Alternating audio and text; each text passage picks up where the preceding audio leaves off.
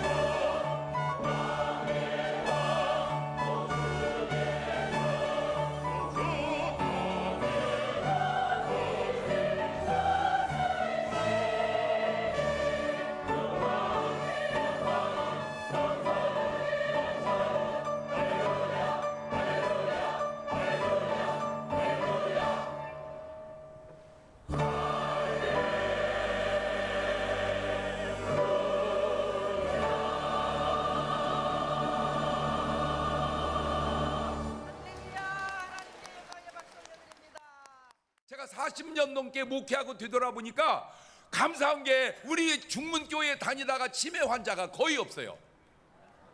지금 여자들 10명 중에 1명 치매기가 있거든요, 어른들. 그런데 거의 없어, 거의 없어. 그 참 왜 그럴까? 알아낸 이유 중에 하나가 제가 설교 딱 시작하면 끝날 때까지 수십 번을 웃어요. 그게 영양제고, 세로토닌, 알부민, 어마어마, 엔돌핀, 막 다이돌핀 이런 게 막 생기니까 건강한 거예요. 근데 여러분 안타깝게도 지금 4분이 병원에 가서 돌아가시면 1분이 암으로 돌아가십니다. 정확하게 25% 넘어갔어요. 좀 더 지나면 3분이 돌아가시면 1분이 암으로 돌아가세요. 조금 더 지나면 2분이 가시면 1분이 암으로 죽습니다. 그러면 왜 이 한 사람은 안 죽었냐? 죽어서 안 걸린 거예요, 암이. 계속 살았으면 걸렸을 텐데 아마 모르기는 해도 시체를 전부 건강검진하면 어딘가 다 암이 있을 거예요. 그런데 잘 암이 안 걸리는 사람을 내가 찾았어요. 그게 누구냐? 미친 사람입니다. 계속 웃다 보니까 미쳐서 그렇지 암은 안 걸려요. 근데 참 신기한 게 성경에 이렇게 명령해 놨어요. 항상 기뻐해라. 항상 기뻐하는 게 제정신입니까? 성경은 항상 기뻐하라, 세상은 미쳤다 이렇게 표현합니다. 표현이 그렇게 달라요. 그래서 여러분 무조건 부탁드립니다. 그냥 웃으시기 바래요. 할렐루야. 달걀이 2개가 있는데 겉으로 보기에는 똑같아요. 똑같아. 그런데 하나는 무정란이고 하나는 유정란입니다. 무정란과 유정란 겉으로 봐서 구분 못합니다. 그런데 영양으로 따져봐도 거의 비슷합니다. 무정란 영양이나 유정란 영양이나 거의 비슷합니다. 그런데 값은 좀 많이 차이가 나요. 가격으로 따지면 2배, 3배 정도 차이가 납니다. 그런데 가장 중요한 게 뭐냐? 엄마 닭이 품었을 때 21일이 지나면 유정란은 빽빽빽 병아리가 나오는데 무정란은 골아버립니다. 사람들은 그걸 구분을 못해요. 지금은 좋은 대학을 가지만 옛날에는 좋은 대학이 없으니까 좋은 스승한테 배웠습니다. 공자님 훌륭하니까 제자가 있고, 석가모니 훌륭하니까 제자가 있고, 소크라테스 훌륭하니까 제자가 있고, 예수님 훌륭하니까 제자가 있었습니다. 그 제자들이 한결같이 궁금해서 물어본 것 중에 하나가 이겁니다. 스승님, 왜? 사람이 살다 죽으면 어떻게 돼요? 이 3분이 답이 거의 비슷해요. 야, 이 사람아, 사람이 살아서 일도 다 모르는데 죽은 다음에 무슨 일이 있을지 어떻게 알겠느냐? 다 모른다는 거예요. 근데 우리 예수님만 답이 달라요. 너희는 마음에 근심하지 마라. 하나님을 믿으니 또 나를 믿어라. 내 아버지 집에 거할 곳이 많도다. 그렇지 않으면 너에게 이르으리라. 그리고 해주신 말씀이 부자와 나사로 이 얘기입니다. 한 마을에 돈 많은 부자가 살았어요. 돈 많으니까 잘 먹고 잘 입고 잘 쓰고 잘 살았어요. 자기는 성공한 인생인 줄 알았어요. 근데 이 부자에게 결정적 약점이 죽으면 끝인 줄 알았어요. 죽었는데 뭘 알아? 죽었는데. 그런데 그 집 대문에 얻어먹던 거지가 참 어려웠습니다. 요즘 말로 노숙자입니다. 계속 얻어먹습니다. 그런데 이 사람은 죽으면 끝이 아니다, 천국이 지옥이 있다 믿고 살았어요. 잘 먹어도 얻어먹어도 늙어서 죽었어요. 딱 죽어보니까 진짜 지옥이 있는 거야. 지옥에 딱 떨어져서 첫 번째 큰 고통이 목마름이었어요. 목마름. 눈을 들어보니까 자기 집 대문에 없던 거지가 천당가 있네. 부탁을 합니다. 저 거지를 보내서 손가락 끝에 찍어 내 혀 좀 서늘하게 해주세요. 안 된다는 거예요. 근데 제가 너무 신기한 게 오늘부터 장례식장을 가면 꼭 요걸 한번 보십시오. 영정사진 앞에 물 떠는 집, 지옥 간 집입니다. 안 떠는 집, 천국 간 집입니다. 그것만 봐도 알아요. 내가 신기한 게 뭐냐? 어찌 죽은 사람은 물 달라고 그러고 산 사람은 물 떠놓을까? 신기하지 않습니까? 죽은 사람은 물 달라고 그러고 산 사람은 물을 떠놓고. 두 번째 이 부자부터 갑니다. 그러면 저 사람 살려보내서 내 형제 5 살아있는데 걔들은 여기 오지 않게 해주세요. 안 된다는 거예요. 왜? 세상에 울산만 가도 수많은 목사님들이, 수많은 성도들이 다 복음을 전한다. 그러니까 부자, 이거 소용없습니다. 나 들었는데 안 믿었습니다. 그런데 죽은 사람이 살아나서 얘기하면 그렇게 할 것 같으니까 좀 해주세요. 그러니까 아브라함이 얘기합니다. 야, 산 사람 말 안 믿으면 죽은 사람이 살아나는 얘기도 안 믿어. 마지막으로 요게 다릅니다. 상여 딱 나갈 때 지옥 간 사람은 거의 이렇게 나갑니다. 이제 가면 언제 오나. 거의 그렇게 나갑니다. 그런데 천국 간 사람은 딱 이렇게 나갑니다. 며칠 후 요단강 건너가 만날이. 뭘 의미하는 줄 아세요? 갔는데 왜 오라고 할까? 지옥 갔거든, 힘들거든, 세상이 나니까 오라는 거예요. 그런데 왜 우리는 간다고 할까? 천국 갔거든, 너무 좋거든, 우리가 간다는 거예요. 근데 참 사람이 완벽하기가 어려운 게, 그분이 진짜 노래 잘 만들었는데 한 가지 아쉬움이 며칠 후는 너무 빨라.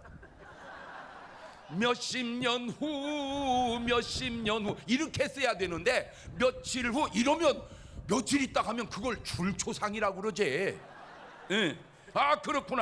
그렇구나. 그런데 예수님만 3일 있다가 부활을 합니다. 달걀로 치면 우리 예수님은 유정란이시구나. 그래서 부활하시는구나. 요한일서 5장 11절에 아들이 있는 자 생명이 있고 아들이 없는 자 생명이 없구나. 요한복음에 나는 부활이요 생명이니 나를 믿는 자 죽어도 살겠고 살아서 믿는 자 영원히 죽지 아니하리라. 그렇구나. 그래서 제가 말을 만들어냈어요. 공자님 오신 날이 있어요. 부처님 오신 날이 있어요. 4월 초 8일. 저기도 해놨네요. 이렇게 예수님 오신 날이 있어요. 12월 25일 성탄절. 나신 날은 다 있어요. 그런데 부활절을 가지신 분은 예수님밖에 없어요. 그래서 제가 말을 만들었어요. 적어도 교주를 하려면 부활은 해놓고 해라. 교주하려면 부활은 해놓고 해라. 말을 바꾸면 네 안에 생명이 있는 유정란인가, 생명이 없는 무정란인가. 예수님이 죽은 사람을 살리고, 엘리사도 죽은 사람을 살리고, 엘리야도 죽은 사람을 살리고, 베드로도 죽은 사람을 살리고, 바울도 죽은 사람을 살리는데, 제가 부러운 게 죽은 사람 나도 한번 살려봤으면. 성경도 있으니까 한 100명쯤 죽었는데 가서 기도하면 한 명 안 살아날까요? 한 1000명쯤 죽었는데 기도하면 안 살아날까요? 옛날에는 가능했는데. 왜? 옛날에는 시체 앞에 병풍을 치고 그 앞에 창을 차렸으니까 시체가 뒤에 있으니까 기도하면 천에 하나 만에 하나 사나지. 요즘에는 그냥 냉동실에다 넣어놔가지고 그걸 살리려면 그냥 꺼내가지고 구에 엘리야처럼 올라타가지고 막 열을 전수해가면서 기도해야 되는데 이게 만만치가 않아요. 그런데 제가 놀라운 걸 하나 깨달았는데, 그냥 이건 제가 체험입니다. 한 번은 우리 교회 청년이 전화가 왔어요. 심장이 멎은 지가 50분 됐대요. 50분. 그런데 이건 전화로 기도해달라고 했는데 카드 한 마리 봐도 좀 그건 그럴 것 같지 않아요. 그래서 가자.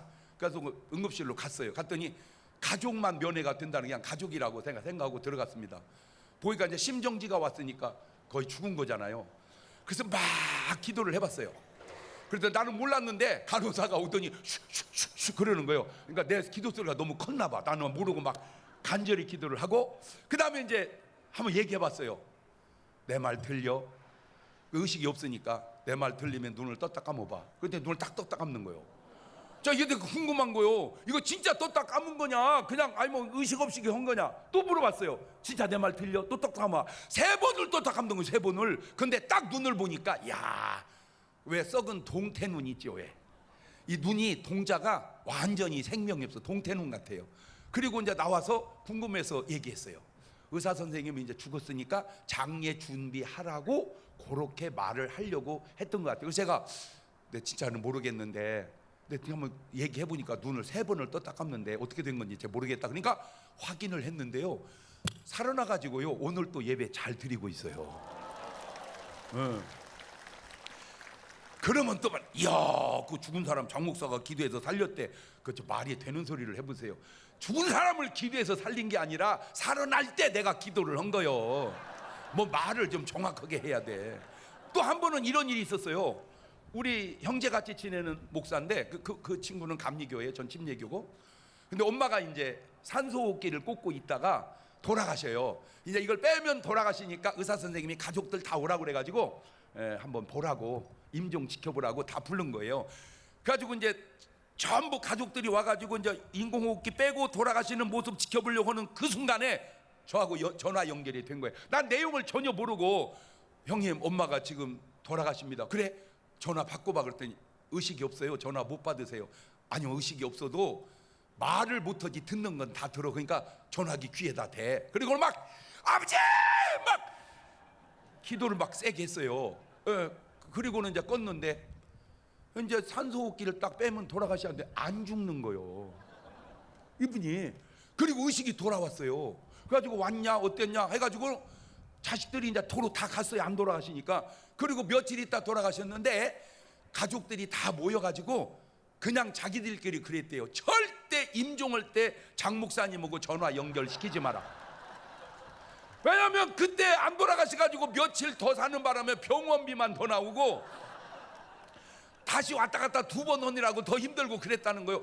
제가 그때 또 딱 깨달은 게 뭐냐, 성경에 죽은 사람을 예수님이 여러 명 살렸는데 그 살린 분들을 보면 애기 12살짜리 총각 그랬지 할머니 할아버지를 살린 적이 없어요.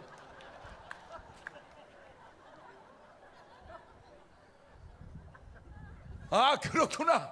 절대 할머니 할아버지는 다시 살아나면 안 되는구나. 그런데 죽었다가 살아나는 것이 부활이냐? 어찌 보면 부활인데 차원이 달라요. 죽었다 살아나는 사람은 다시 죽습니다. 그러나 예수님의 부활은 영원히 삽니다. 신령한 몸으로. 그것이 그 안에 생명이 있는 것이고 그것이 바로 우리의 구원자가 되시는 줄로 믿으시기를 바랍니다. 그 예수님이 우리에게 부활을 하셔서 구원을 하시는데 신기한 게 이사야서 7장 14절에 예언을 할 때 처녀가 잉태하여 아들을 낳을 것이다. 그 예언은 2가지가 불가능합니다. 첫째, 700년 후에 되어질 일을 예언한다는 게 불가능하고, 2번째, 그 내용이 불가능해요. 어떻게 처녀가 아기를 합니까? 말이 안 되죠. 목사님, 요새는 처녀들 아기 많이 나요. 그 얘기가 아니요. 처녀가 아기 낳았다는 말은 그 얘기가 아니고 남자와 관계가 전혀 없이 성령으로 잉태하여 아기를 낳았다 그 말이요. 그 불가능한 일을 이룬 게 예수님입니다. 또 예언을 합니다. 나는 부활이요 생명이라. 나는 죽어도 산다. 이것도 불가능합니다. 이거 예언인데 어떻게 죽었는데 살아요? 이건 불가능해요. 오직 예수 그리스도만이 부활을 하십니다. 부활을 한 그 부활을 사람들이 딱 보았는데, 야, 신기한 게 둘로 딱 나눠요. 예수님 부활하셨다, 그걸 믿는 사람이 있고, 뭐? 부활했다고? 야씨, 돈을 뿌리면서, 야, 제자들이 훔쳐갔다고 그래, 알았지? 만약에 문제 생기면 내가 다 해결할 테니까. 그리고 돈을 주면서 제자들이 훔쳐갔다고 거짓말을 만들어냅니다. 진실을 말하고 진실을 믿는 사람이 있고, 거짓말을 만들고 거짓말을 믿는 사람이 있습니다. 자, 그러면 왜 진실을 믿어야지 거짓을 믿는가? 진실을 말하는 분 훌륭하고 예수님 라인, 거짓을 말하는 분 거짓되고 마귀 라인은 아닌가? 자, 이 거짓말을 만든 게 내가 만든 거냐 마귀 역사냐? 지금 궁금한 거예요. 그 진실을 믿는 것 내가 한 거냐 성령의 역사냐? 그 거짓을 믿는 것 내가 하는 거냐 마귀 역사냐? 요한일서 3장 8절 보면 마귀란 놈은 모든 사람을 범죄케 한다는 거예요. 범죄케. 그러니까 내가 범죄한 것이 내가 한 거냐 마귀 역사냐? 예수님은 그 범죄에서 회개하고 구원을 하시는 것이 예수님의 역사니, 오늘 여러분 배후에는 주님이 계시는 것 같아요, 마귀란 놈이 있는 것 같아요? 그것이 어디서 차이 나냐? 내가 지금 진실을 믿느냐 거짓을 믿느냐? 말 바꾸면 내가 부활을 믿느냐 진실, 내가 부활은 가짜라고 안 믿느냐 거짓. 예수님의 부활은 우리에게 세 가지를 가르쳐 줍니다. 첫째, 예수님은 무죄하시다. 무죄하니까 부활하지, 죄졌으면 부활 못했죠. 우리 아버지는 돌아가신 지가 상당히 돼 여지껏 부활을 못 오고 계시네. 아, 우리 아버지 죄인이구나.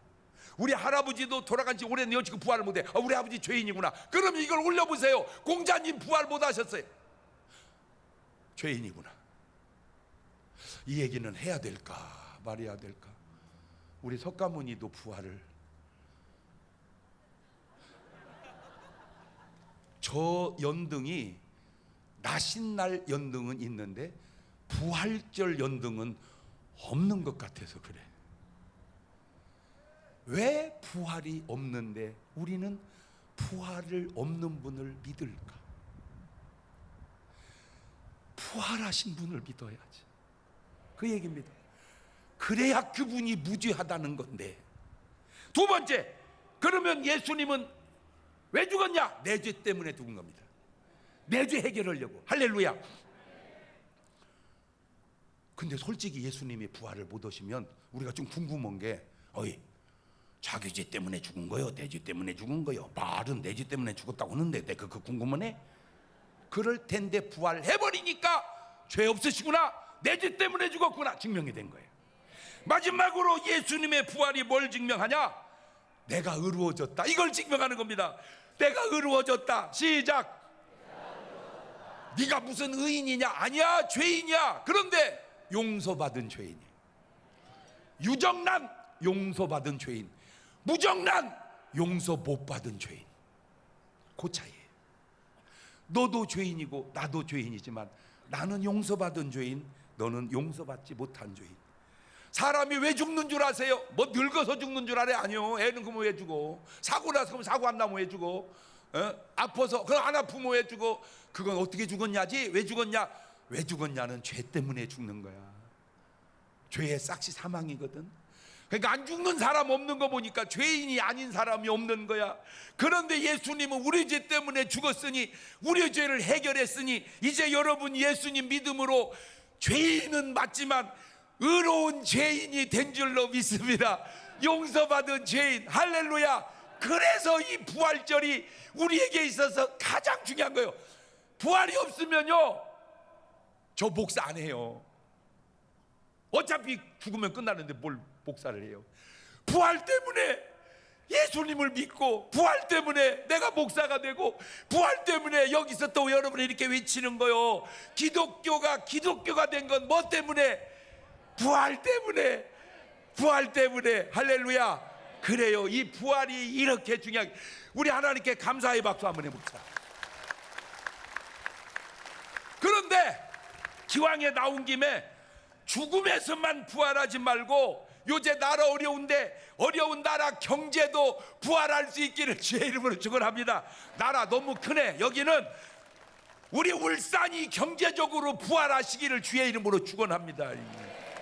한번 기도하실 때, 하나님, 죽은 자도 살리신 하나님, 어려운 경제 그까짓 것 회복하실 수 있잖아요. 어려운 경제, 울산 경제 살아나게 역사하여 주시옵소서. 그게 다 이때니까 성경에 고린도서 8장 9절에 그리스도는 부유하신데 가난케 되신 가난한 너희들 내가 축복해 주려고 가난해졌다. 건강도 부활하시기를 바랍니다. 주님, 죽은 자도 살렸으니 병든 자도 고칠 줄 믿습니다. 믿고 한번 기도해 보라니까. 목사님 기도했는데 안 나왔으면 어떡해요? 나왔으면 어떻게 할래? 왜 이렇게 믿음이 그래? 그렇잖아. 예수님 부활해도 부활을 믿는 사람이 있고 거짓말로 안 믿는 사람이 있듯이, 그것도 건강도 부활하고 죽음도 부활하고 다 부활하시기를 주의 이름으로 축원합니다. 할렐루야. 오늘 전국에 얼마나 많은 지역마다 연합 집회를 드리겠습니까? 부활절 연합 집회. 다 은혜롭고 다 감사하지만 그래도 적어도 오늘은 전국에 드려지는 부활절 예배 가운데 울산시 부활절 연합 예배가 가장 은혜로운 줄로 믿습니다. 왜? 여러분이 계시잖아. 우리 때는 우리 부모님보다 다 자식이 잘 됐어요. 왜? 우리 부모님들 다 외정시대였잖아요. 우리 때는 뭐든지 하기만 하면 다 잘 살았어요. 그러니까 내가 생각할 때 한 97% 이상 부모보다 다 잘 살아. 그런데 우리 자식 때는 좀 달라졌어요. 우리 자식 때는 우리보다 잘 사는 자식 찾기가 쉽지 않아요. 왜 그런가? 여러 이유 중에 우리는 열심히 벌어서 한 3억 쓰고 5억 있으면 아파트를 샀어요. 근데 지금은 그게 올라가지고요, 서울은 20-30억을 줘야 돼요. 연봉 1억이 적은 월급 아닌데 30년 모아야 서울에 아파트 하나 사요. 그게 가능합니까? 그래서 아마 지금 자녀들이 집 샀다? 거의 자기가 산 사람은 하나나 둘, 아니면 다 부모가 도와준 것 같아요. 부모가 돕지 않고 내가 집을 샀다? 쉽지 않을 것 같아요. 다 부모 도움으로. 자, 그러면 이렇게 생각해 봅시다. 아버지, 고마워요. 저 이렇게 집을 살게 해주셔서 감사해요. 이러면 괜찮을 것 같아. 그런데 이 아들이 누군 말이야 30억짜리 사주고 누구는 말이야 뭐 3억짜리 사주고 이러면 부모 입장에서 그 아들이 낳기를 잘했다고 할까요? 저거 싸가지가 없다고 할까요? 저거 에? 여러분 같으면 뭐라고 그러겠어요? 에? 그렇죠? 그 패턴으로 주님께 한번 나아가 봅시다. 주님 감사합니다. 나의 죄를 용서하시고 나를 구원하시니 감사합니다. 이렇게 하나님께 대해야 될까요? 구원만 하지 말고 좀 잘 좀 해줘봐요. 이러면 하나님 우리 보고 뭐라고 하실까? 물론 부모님과 하나님은 좀 다르겠지만 저런 그러지 않을까? 그래서 성경은 말합니다. 범사에 알기는 어쩜 그렇게 잘 알아요. 자, 마지막으로 예수님 왜 오셨어요? 이렇게 한번 물어보세요. 시작. 그랬더니 주님이 그러시더라고요. 잃어버린 자를 찾아 구원하러 왔다, 전도하러 왔다, 그렇게 말하시더라고요. 주님 왜 사세요? 이렇게 한번 물어보세요. 시작. 내가 오늘 또 내일 또 귀신을 쫓아내며 병을 고치다가 3일에 완전하이지리라 그러시더라고. 그러면 이제 여러분이 저한테 한번 물어보세요. 장 목사님은 왜 사세요? 시작. 저는 이렇게 말하고 싶어요. 예, 전도하려고 삽니다. 잘 사는 거 중요합니다. 잘 먹는 거, 잘 입는 거 중요합니다. 그러나 어느 날 지나고 보니 다 소용없습니다. 복음 전하는 것이 땅에서도 하늘에서도 영원히 남습니다. 오늘 부활절 계기로 전국의 시도시 중에 울산시가 제일 먼저 민족 복음화 이루어지시기를 주의 이름으로 축원합니다. 감사합니다.